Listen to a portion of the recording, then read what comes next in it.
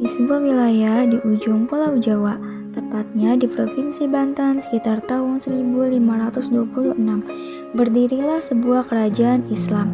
Sultan pertama dari kerajaan Banten adalah Syarif Hidayatullah, adik dari Sunan Gunung Jati. Sampai generasi kelima, kerajaan Banten berjalan dengan lancar dan terus berkembang. Kesedihan pun tidak dapat dihindarkan ketika Sultan kelima tiada. Namun setelah kesedihan atas kehilangan seorang pemimpin di kerajaan Banten, hadirlah tokoh baru yang dijadikan panutan bagi penduduk kerajaan Banten. Ialah Sultan Ageng Tirtayasa.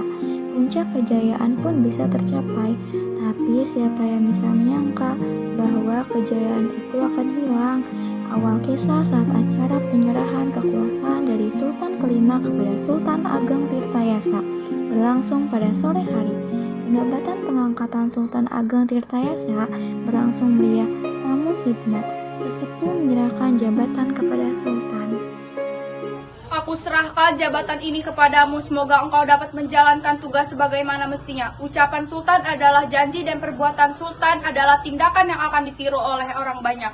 Tindakan dan pilihan Sultan akan menentukan nasib orang banyak, maka berlakulah bijaksana dan adil.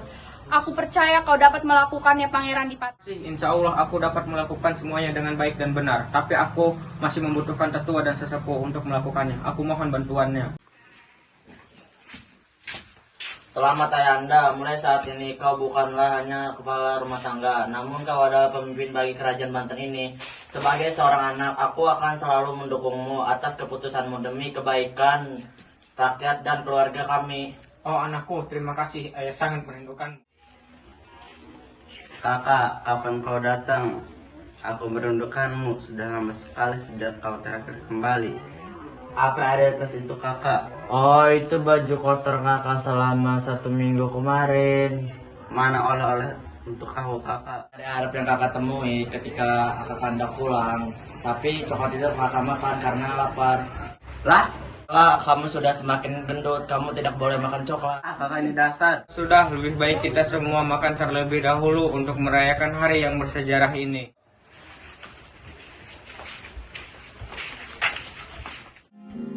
Sudah berbulan-bulan sejak hari penobatan itu, Sultan Ageng melakukan tugas-tugasnya seperti membuat irigasi, memperhatikan kesejahteraan rakyat, menemukan solusi untuk mengatasi permasalahan sosial, dan tugas lainnya dengan baik. Kerajaan Banten pun berkembang pesat karena kelihayan Sultan Ageng dalam mengelola kerajaannya. Dan oleh sebab itu, Belanda mulai datang dan memata-matai keluarga Sultan dan lingkungan kerajaannya.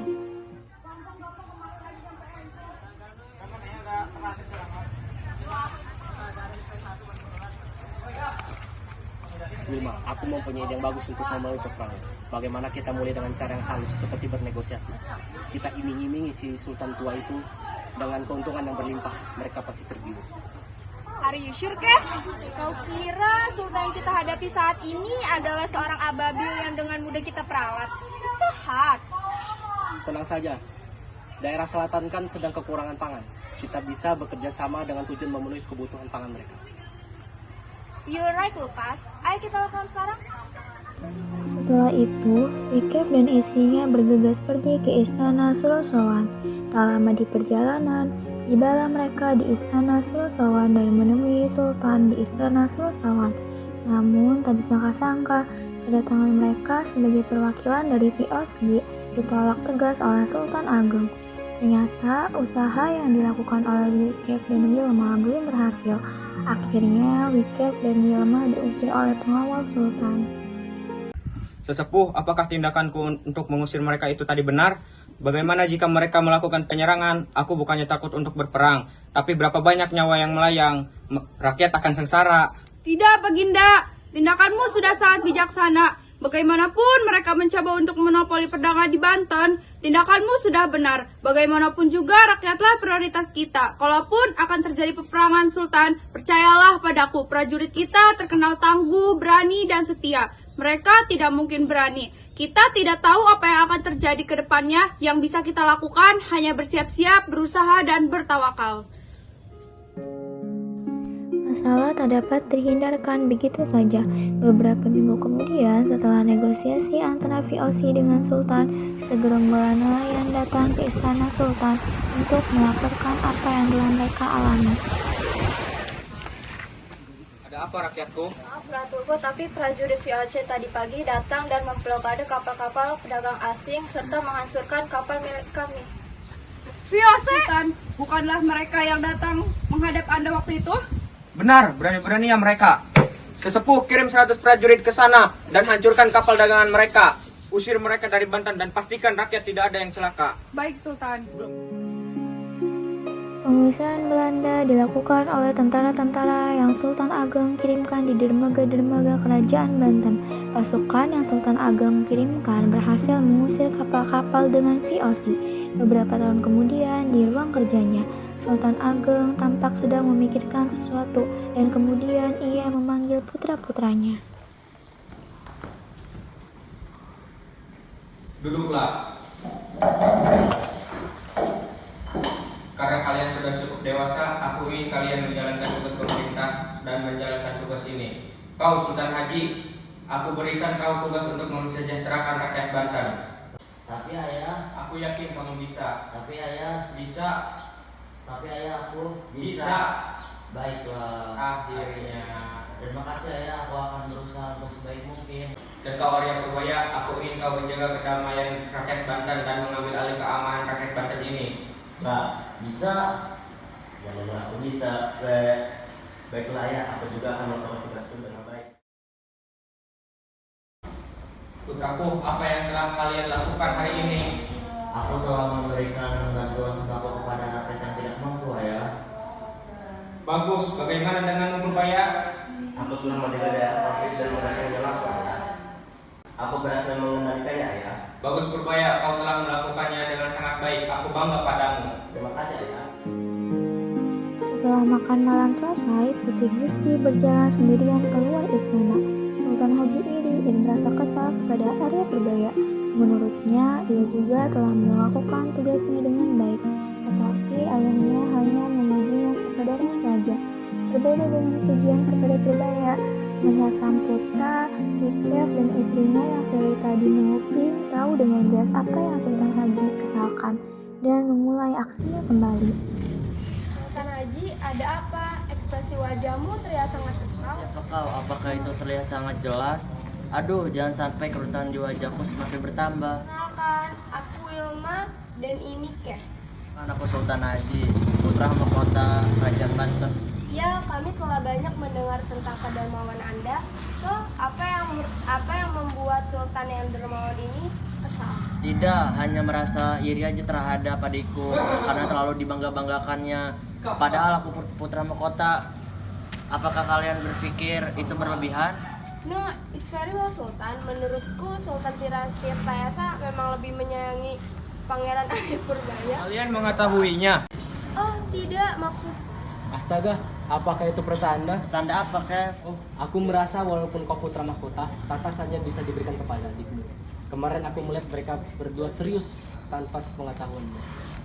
Aku merasa mereka berdua merencanakan sesuatu di belakangmu. benar sekali Sultan. Dari kemarin kami memperhatikan ayah dan adikmu serius berdiskusi. Benarkah? Sultan Haji pun menemui Wikef dan Wilma. Ia dihasut agar menyerang kerajaan milik ayahnya sendiri untuk menunjukkan kekuatannya. Sultan Haji yang sedang tak dapat berpikir jernih pun menyetujuinya. Kakak, dari mana saja kamu? Akhirnya kau kembali, kami semua mencarimu. Kampret, tidak usah memanggilku kakak lagi. Emang aku tidak tahu rencana busukmu apa. Kampret itu apa, Kak? Tunggu aku bisa menjelaskan semuanya. Kak, aku mohon. Kau bilang kau putra mahkota. Bahasa dasar pun kau tidak mengerti. Kau memang tak pantas menjadi seorang putra mahkota. Tak akan pernah pantas. Bisa jelaskan semuanya, Kak. Kau sudah salah paham.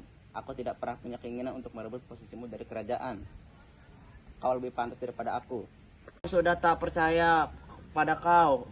Aku bisa lebih dari putra mahkota. Lihat saja nanti. Halo Verlis, kau pantas untuk dimusnahkan. Kesultanan Banten lebih membutuhkan orang yang lebih tangguh seperti kakakmu. Tapi Sultan lebih memilih kamu. Papa, seorang sultan melakukan ini. Kamu lawan, bukan kamu berbahaya. Pecundang, kamu tidak pantas memimpin Banten. Melakukan itu karena ayah harus aman. Lawanmu adalah aku. Jangan libatkan ayah ataupun Belanda, bodoh yang kau bawa ini. Kita buktikan siapa yang pantas menjadi pengganti ayah suatu saat nanti. Mikirlah, ini terlalu berbahaya. Kau harus selamat. Kau harus tetap menjaga kerajaan Banten. Kau adalah Sultan Ter.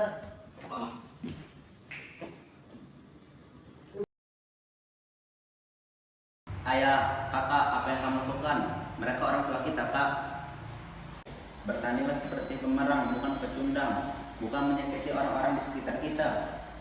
Pengecut, penakut, kekuatanmu hanya di tangan orang-orang yang ingin memanfaatkan kita. Kefilma, tangkap berbahaya. Aku ingin dia mati perlahan. Bawa dia ke pengasingan terjauh dan biarkan sampai dia membusuk di sana.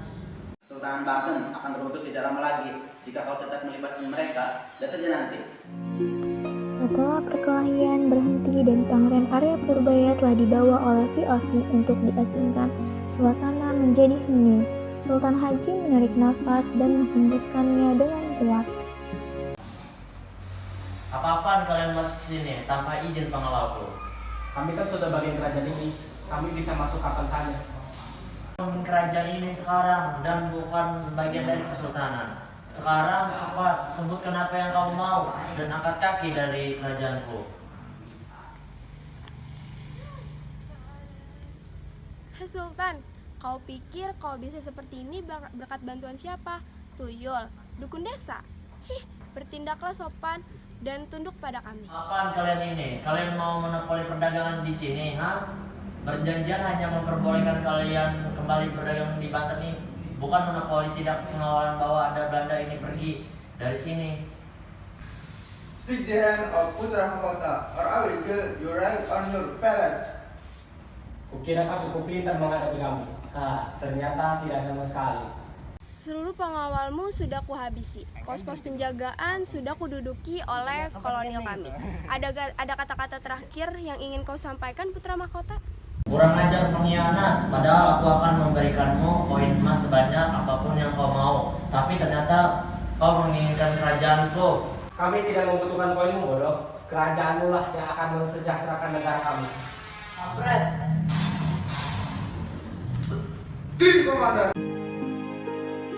Akhirnya Kesultanan Banten pun jatuh ke tangan VOC. Sejak saat itu, rakyat Banten benar-benar mengalami penyiksaan yang sangat berat. Sewa tanah yang besar, penyiksaan, kelaparan, dan segala bentuk penjajahan yang diatur oleh VOC benar-benar menyulitkan mereka. Padahal hanya berawal dari kesalahpahaman dan rasa dengki, tapi bisa berakibat fatal terhadap orang lain. Amanat yang dapat kita ambil dari cerita di atas adalah bahwa kita tidak boleh terlalu mempercayai orang yang baru saja kita kenal agar tidak ada fitnah dan kesalahpahaman seperti sang Putri Gusti alami. Kita juga harus menghormati serta menyayangi keluarga. Cinta orang tua kepada anaknya adalah cinta yang tak bersyarat dan tulus. Maka celakalah Sultan Haji yang durhaka menyerang orang tua serta adiknya yang mencintainya hanya karena kekuasaan.